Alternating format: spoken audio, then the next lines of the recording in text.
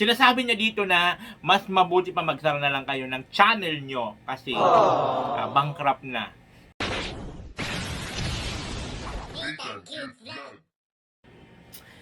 Hello, magandang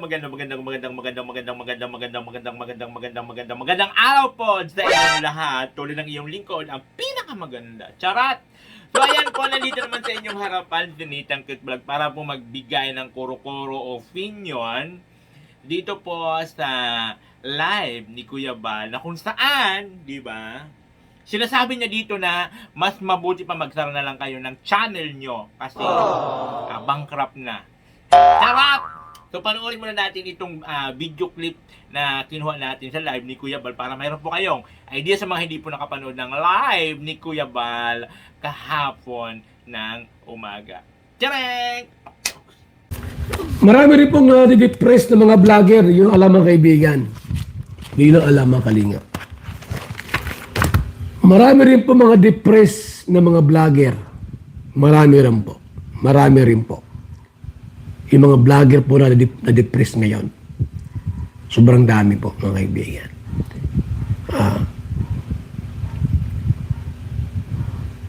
Una sa revenue. Maliit ang revenue, depress ang abot. Walang pera.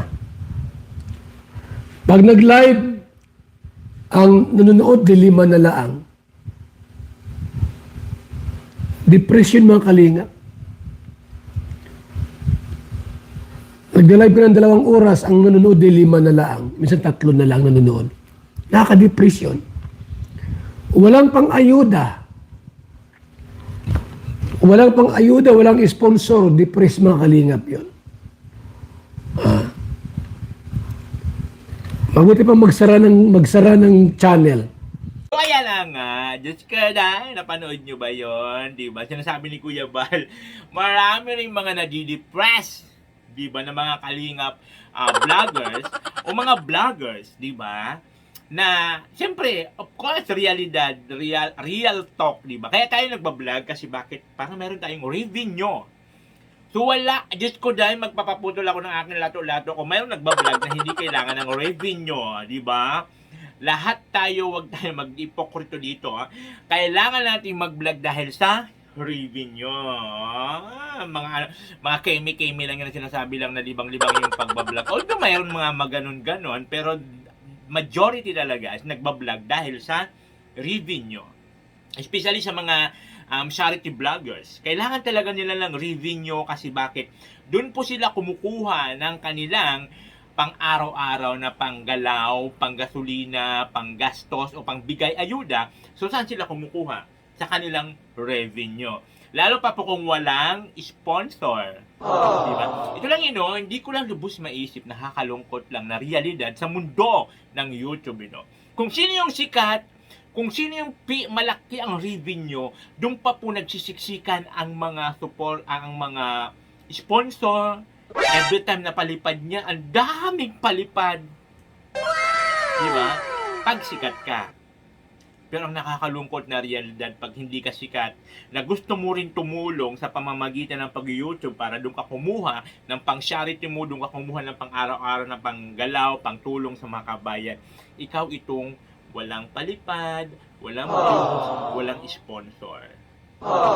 Diba? So, andyan na tayo. Kasi kumbaga, pag sikat kasi, nakikita na talaga nila na may ginagawa ka, mayroon kang tinutulungan, kaya doon talaga sila nag-i-sponsor.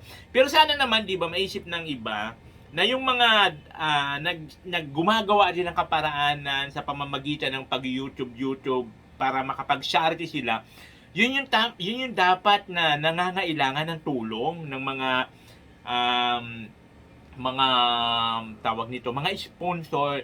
Doon po talaga dapat. Pero siyempre, sabi ko nga, di ba, mga sinasabi ko lagi, every time na nagla-live ako, nagbablog ako, di ba, hindi natin mapiplease ang lahat ng tao. Lahat tayo may kanya-kanyang pag-iisip at lahat tayo may kanya-kanyang desisyon sa buhay. So sila po yung magdidesisyon kung kanino sila gusto mag-suporta, kung kanino sila gusto magbigay ng tulong, lalo pa kung ikaw charity vlogger tapos hindi ka naman nakikitaan nila ng pagtulong, di ba? Talagang hindi ka nila bibigyan ng sponsor. So ito naman, vice versa, paano nga makakatulong kung walang nagbibigay ng pantulong?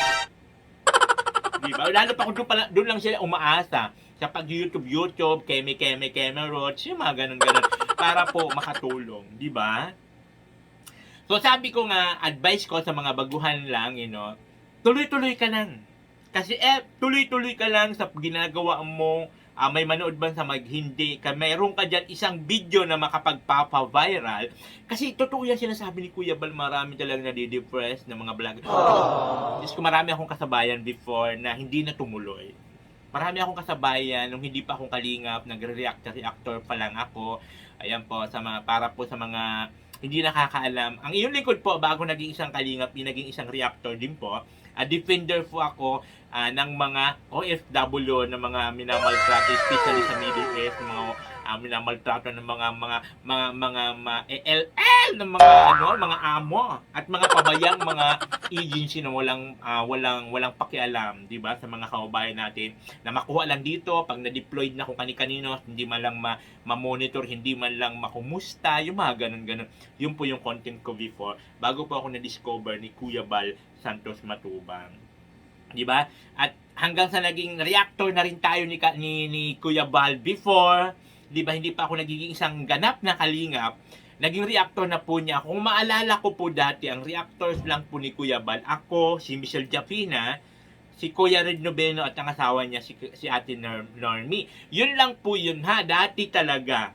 Wala pa yung ibang mga reactors ngayon. Yun lang po yun. Hanggang sa nagkaroon na kami ng communication ni Kuya Val, kasi every time na nagagawa ko ng reactor, bibang imbiboy pa before, dumadalaw talaga siya, nagko-comment siya doon, ganit, hanggang sa nag-announce po siya ng Kalingap Partners. At siyempre, ang iyong lingkod pa, unang-unang Kalingap members na nakatungtong sa bahay nila Kuya Bal. Although may nauna sa akin, si Kalampito sa Kanisaga, pero hindi pa sila Kalingap before. Hindi pa nag-a-announce si Kuya Bal ng mga Kalingap. Ang talagang nag-announce na si Kuya Bal ng Kalingap, nag-invite na sa maging isang Kalingap Partners. Ako po yung una-unang nagpunta doon. Ako po yung una-unang nag-accept sa kanyang challenge ng bongga-bongga lesos. O di ba? Na sinasabi ni Kuya Bal, kung talagang disigido ka maging isang Kalingap Partners, mag-resign ka sa trabaho mo kasi hindi pwede yung pasulpot-sulpot ka ng every weekend, di ba? Dapat consistent daw yung ganun-ganun, mga keme watch, yung ganun. So, ayan ang iyong lingkod mo talaga. Nung nagkausap kami ni Kuya Bal on the spot, nag-sign ako ng resignation. Inano ko po yung trabaho kong almost 13 years po. Ayan po sa BDO, sa Makati. Isa po ako diyang roving officer po ng mga security guard. Ay, mga lady guards pala. Tiyanan! Diba? Ang bongga ng lola mo. Pinagpalit ko yung trabaho ko dahil lang po sa offer sa akin ni Kuya Bal. Diba? Na magbibigay siya ng allowance monthly. Kasi kumbaga mayroon din ako mga person na pangangailangan sa Junakis ko, yung mga kanit-kanets. Tapos yung motor ko, hinulugan niya yung 4 na buwan na balance. Oh my gosh, kaya talagang never ako. Never ko makakalimutan si Kuya Bal sa buhay ko talaga kasi siya lang bukod tangi. Hindi pa kami magkakilala personally, pinagkatiwalaan na. Kasi kita naman sa mukha ko, oh my God. Kita naman sa mukha ko, nakatiwala. Lahat! O, yun po yun, kwento ng buhay ko bago ako naging isang ganap na kalingap. At ito nga, marami kong kasabayan before na hindi na po tumuloy. Diba? Kasi ang iniisip kasi ng iba, na pag magbablog sila, may kikitain na agad. Kasi hindi na kasi nakikita nila sa mga vloggers na may mga resulta sa buhay. Yung mga sikat na vloggers ngayon, like Kong TV, talaga dati sinusubaybayan ko yun, as in, sa walang-wala sila hanggang sa yumaman. Sila wamos, di ba? Walang-wala. So yung kasi naka-mindset sa mga utak ng mga Pilipino na gusto rin mag-vlog dahil mayroong resulta. Ang hindi nila alam, pag nandun na sila sa mundo ng pag-YouTube, hindi ganun kadali. Di ba? Hindi ganun kahit sabihin natin na monetize ka na-hit mo na yung qualification ni Google AdSense, di ba, ni YT. Diyos ko, hindi po yun ganun kadali para sabihin mong kumita ka na at isa ka lang ganap na vlogger. Di ba, marami ka pong pagdadaanan. Marami pa. Di ba? Sa mundo kasi ng ng YouTube, up and down lang yan. Okay, revenue mo, hindi wala. Okay, revenue, hindi wala. Di ba? Kaya tama yung sabi ni Kuya Bal, magsara ka na lang ng YouTube channel mo and then mag-announce ka. Day! Ialas ko kaya yun. Meron kaya mga pupunta. Isusot ko ulit ang aking barwang, di ba? Maglalagay ulit ako ng bulak sa aking ilong kasi sabihin ko merong lamay. At ito na po ang huli. Na mas masusulyapan nyo ang inyong lingkod. Charat! Kimi-kimi lang po yun, di ba? So yung maiksing clip na video lang po yung kinuha natin, o baka naman mag-advance thinking na naman kayo dyan, mga advance mag-isip dyan. Panoorin nyo po yung buong video. At doon nyo po malalaman na kemi-rots lang po yun ni Kuya Bal, pero may katotohanan din yan. Diba? May katotohanan. Maraming mga vlogger talaga depressed. Nadidepress. Oh my God! Baka isa na rin ako doon sa mga nakahanay doon, sa mga nadidepress na mga vloggers. Kaya siyempre, ang inyong lingkod, diba? Hindi na nga tayo makalabas, hindi na tayo ito aminado naman talaga ako, diba? Na hindi na tayo makalabas. Marami akong sinubukan nang lumayo ako sa Kalinga. Marami akong sinubukan. Nandiyan na nag-camping ako. Although okay naman sana yun. Kaya lang paunti-unti lang yung views niya. And then magastos talaga. Diba? Marami akong mga travel, adventure, kemi-rots, yung mga ganon-ganon. Diba? Kaya lang po talaga, hindi talaga, special, number one, financial. Ayan, dyan na tayo. Siyempre, kailangan mo magastos. At siyempre, yun nga po yung sakit ko. Nag-trigger po talaga siya ng bonggang-bongga kasi nga, hindi na siya pwede ma-expose ng masyado sa araw kasi masyado kasi mabilis mag-trigger yung psoriasis po. Sakit po yun, no? Sa mga hindi po nakakaalam. Kaya mas minabuti ko na lang po na mag-react na lang, mag-kemi-rots dito sa harap ng camera. Diba? Kahit papano naman, nagkakaroon tayo ng views pa unti-unti. Diba?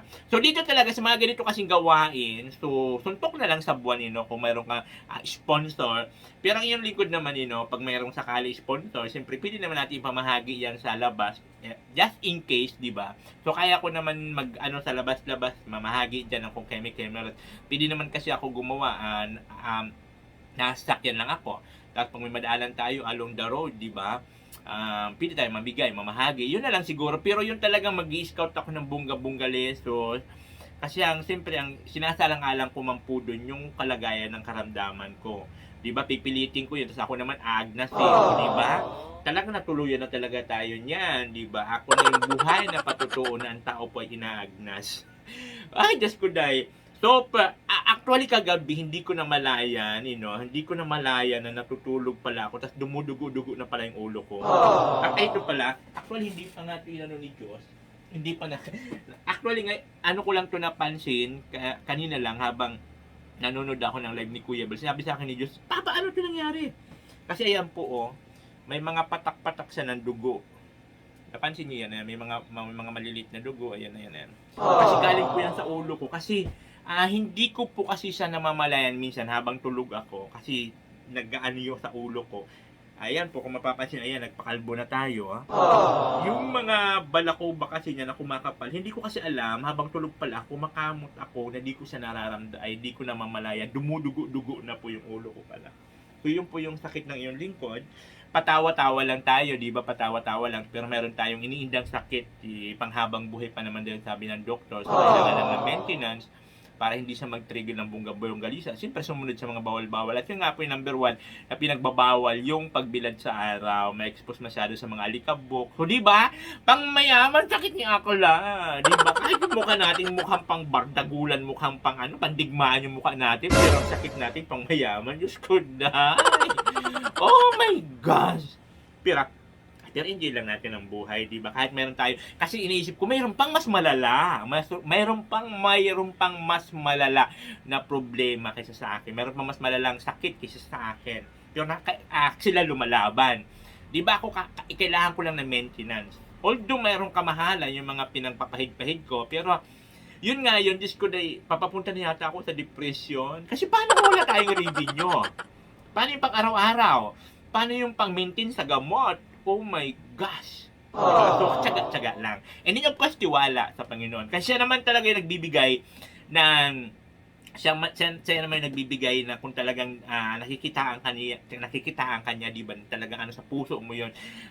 No wonder pagdating ng araw, magkakaroon bubunga ng bunga-bunga lesos yung mga pinagagawa mo, di ba?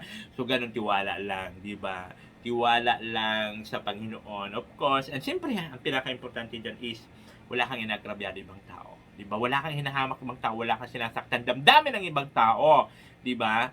At syempre, enjoy lang tayo. Ismay lang tayo. Diyos ko na! Kasi kung Diyos mo, baka kunin tayo ni St. Peter, maya-maya lang. O, sino makakapagsabi, maya-maya, o bukas, makalawa, susunod na araw, kunin tayo ni St. Peter. Walang nakakaalam. So habang dito, libre pa ang buhay natin, libre pa ang paghinga natin, Diyos ko dahil mag-enjoy na tayo, ismay lang. Sabi nga nila, laughter is the best medicine. Tama ba ako sa mga pinagsabi sa akin? Oh my gosh, diba? So yun po yun. Although, biro lang yan ni Kuya Bal, pero may katotohanan, diba? Marami talaga nadidepress, at syempre isa lang yung lingkod.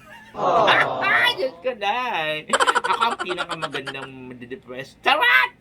Diba? So yun po yun. So napag-usapan lang po ito natin ngayong araw.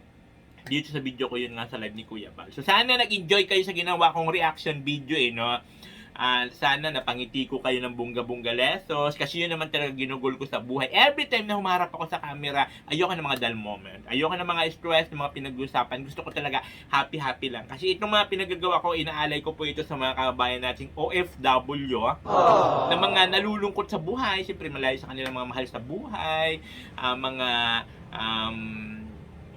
nagtatrabaho sa malayo. Di ba iniiwan yung kanilang pamilya para kumita ng pera. So, kahit sa pamamagitan nitong mga pagkuda-kuda natin dito sa harap ng camera, nakapagbigay tayo ng ngiti sa kanilang mga labi. Dahil yung mga kababayan natin na nandito sa Pilipinas, diba, na mga medyo nalulungkot. At every time na nagko-comment sila sa akin na nakakatanggal ako ng stress, malaking ano na po yun sa inyong lingkod, diba? Kasi yun naman talaga ang ginugol ko. Every time na magla-live ako, gusto ko happy ang mga viewers ko. Dahil sa Jollibee, bida ang saya. Charot! So, ayan po, maraming salamat po. At of course, sa mga hindi pa po nakapag-follow sa aking Facebook page, ayan po yan. Pa-follow nyo naman, dali na. Kasi lahat ng mga magpapalang walang jowa, magkakajowa. Ang mga tigangers dyan, Diyos ko, madidiligan na kayo ng bonggang-bongga. Yes, kayo pag inaantay yung go na. Ang mauna, mayroon pa popcorn at mayroon pa soft drink. Charot! And thank you. Bye-bye po and I love you all. Halika at tumawa ka, Nathan Cute Vlog ang magpapasaya. Handa rin tumulong sa mga kapwa, pagtulong sa nangangailangan di magsasawa. Nathan Cute Vlog ang hanapin.